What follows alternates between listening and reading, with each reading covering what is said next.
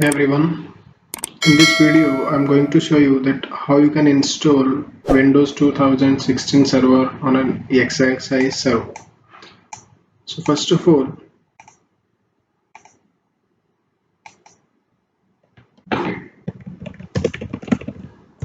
install latest version of EXXI server. Alright, you must have an EXXI installed prior to the Windows server installation. Then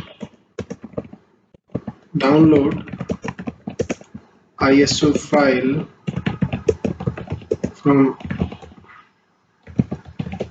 Microsoft site. Let me show you how you can download the ISO file from Microsoft site. So basically what you have to do here, you have to search for Windows Server 2016 ISO file download. Alright.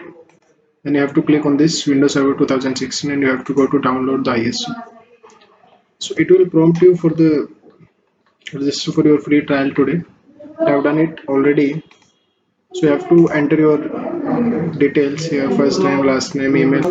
So you can enter the required details and now you will be prompted like this. So 64-bit addition and you have to download it. Alright. But I'm not going to do it because I've already downloaded it, and you can see here download. I've already downloaded the Windows 2016 server in my laptop. Alright.